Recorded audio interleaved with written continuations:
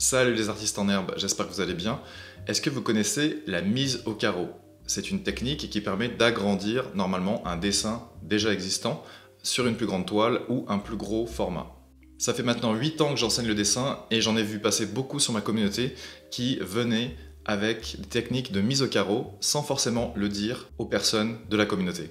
Le problème avec ça, c'est que les débutants qui voient un dessin réaliste se disent « Waouh, c'est super bien fait », sauf que la personne qui n'est pas transparente sur sa technique, par exemple la mise au carreau, mettre au carreau une photo directement sur un dessin, ça se fait normalement pas trop. Et ne pas annoncer qu'on utilise la mise au carreau pour les proportions d'un portrait ou d'un paysage ou peu importe, et ben ça se fait pas trop. Surtout quand on est un débutant et qu'on annonce aux autres débutants qu'on a un niveau comme ça sans leur dire quelle technique on a utilisée. Et c'est très facile de se rendre compte quand quelqu'un a, entre guillemets, triché. Ça veut dire que quand on regarde les proportions, ça paraît parfait, et quand on voit le travail qu'il a fait dans les volumes, c'est pas terrible.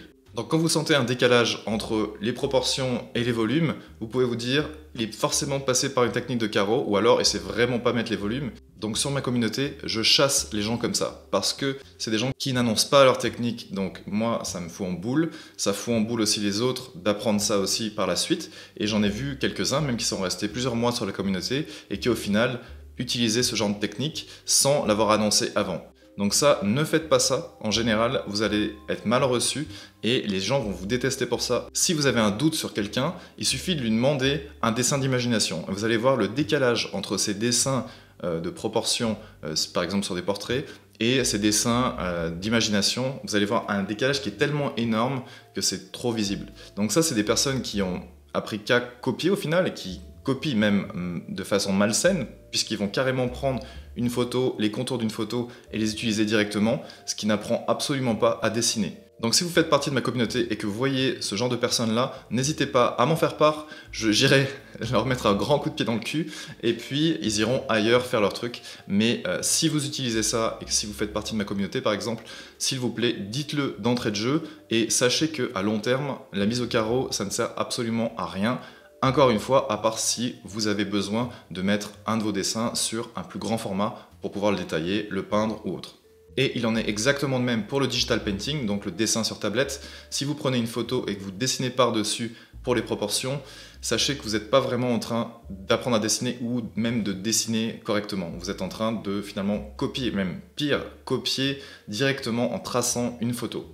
Vous pouvez faire ça autant de fois que vous voulez, ça ne servira pas à grand chose, vous n'apprendrez pas plus à dessiner, vous allez perdre du temps et en plus vous allez prendre l'habitude de montrer des dessins avec un niveau qui n'est pas forcément le vôtre, donc sachez que voilà, vous allez vers de gros problèmes.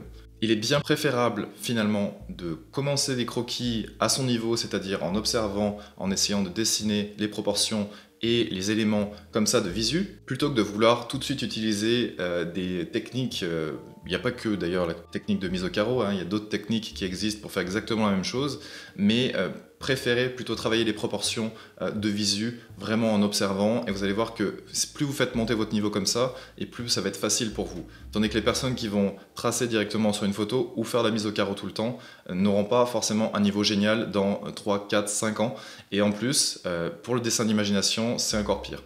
Donc le mieux est toujours d'apprendre les bases du dessin, la perspective, construire les formes complexes à partir de formes simples dans la perspective, et ensuite vous pourrez inventer et détailler des formes par-dessus ces grosses formes géométriques que vous aurez placées dans l'espace. C'est la seule et unique manière de progresser. Alors c'est vrai que si vous vous comparez à des personnes comme ça, qui n'annoncent absolument pas qu'elles font de la mise au carreau, vous allez vous sentir un petit peu mal, vous allez vous dire « mince mais je suis nul par rapport à lui ou elle », et dans quelques années vous allez vous rendre compte que cette personne sera moins bonne que vous finalement si vous lui demandez de faire la même chose que vous, c'est-à-dire dessiner des observations, faire un croquis dans la rue ou peu importe, vous allez voir que vous serez bien meilleur qu'elle, alors que vous aurez finalement passé exactement le même temps à travailler.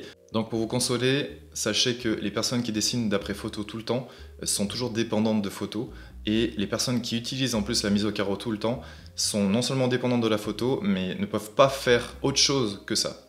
Et pour finir cette vidéo, je voulais simplement vous dire que le dessin est un marathon. Ça ne sert à rien de vouloir tricher.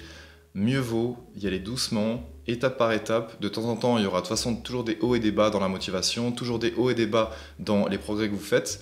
Mais sachez que pour 3 marches montées, des fois on en dégringole 2, puis on remonte 2-3 marches. Donc ça se fait comme ça, mais au final, si vous dessinez un tout petit peu tous les jours, mais que vous faites ça régulièrement, vous allez voir que votre niveau va monter inexorablement, c'est obligatoire. Donc faites ça tranquillement, mais sûrement.